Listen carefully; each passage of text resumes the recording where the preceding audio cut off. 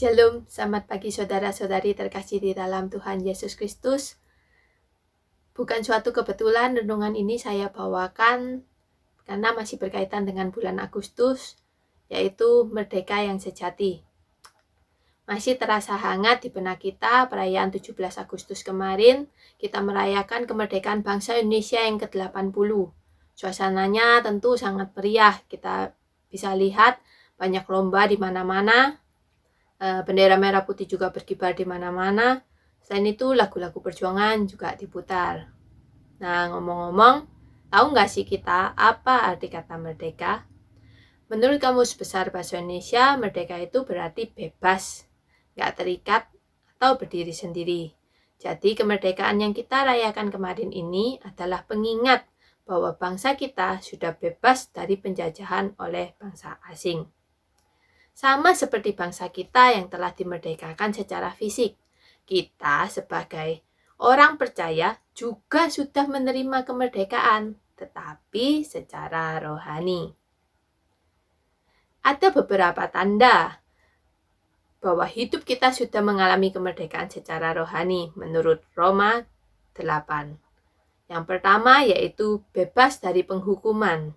Roma 8 ayat 1 berbunyi, "Demikianlah sekarang tidak ada penghukuman bagi mereka yang ada di dalam Kristus Yesus." Mengapa demikian? Karena Yesus telah lunas membayar hutang dosa kita melalui pengorbanan dirinya di atas kayu salib. Ia rela menanggung hukuman yang seharusnya kita terima, supaya kita bebas dari kuasa dosa dan bebas dari maut. Tanda yang kedua yaitu hidup kita dipimpin oleh roh dan bukan oleh daging. Orang yang merdeka secara rohani, hidupnya dipimpin oleh Roh Kudus, bukan lagi dikendalikan oleh keinginan daging.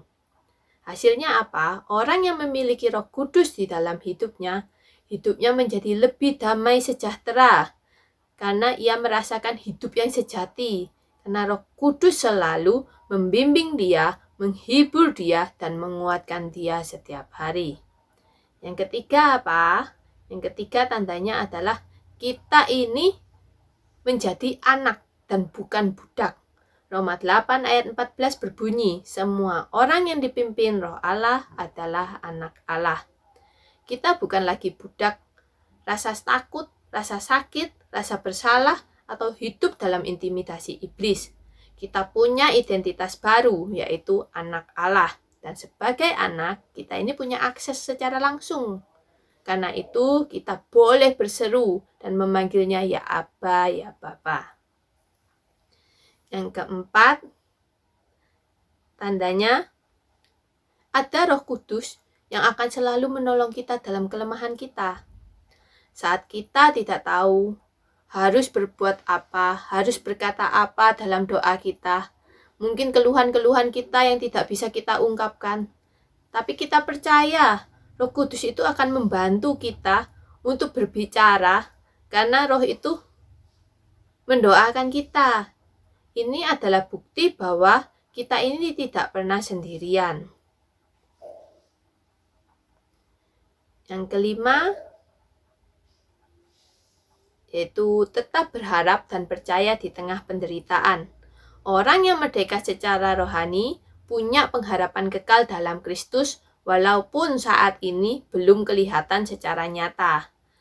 Mereka tetap percaya bahwa dalam segala hal Tuhan sedang bekerja untuk mendatangkan kebaikan bagi orang yang mengasihinya. Tanda keenam yaitu yakin bahwa kasih Allah ini nggak bisa dipisahkan. Nggak ada yang bisa memisahkan kita dari kasih Kristus. Penderitaan, tekanan, kehilangan, bahkan maut sekalipun. Karena kasih Allah itu kuat, setia, dan kekal. Jadi saudara-saudara, hidup dalam kemerdekaan rohani berarti hidup dalam kemenangan setiap hari. Bukan karena kekuatan kita, tapi karena kasih karunia Tuhan dan karena pimpinan Roh Kudus. Merdeka secara rohani berarti kita nggak lagi dikendalikan oleh rasa takut, nggak lagi dikendalikan oleh rasa hidup, merasa hidup bersalah, tetapi kita berdiri teguh sebagai anak Allah yang dikasihinya. Mari kita jalani hidup kita dengan penuh sukacita, harapan, dan ketaatan sebagai orang yang benar-benar merdeka di dalam Kristus. Selamat menikmati kemerdekaan yang sejati. Tuhan memberkati.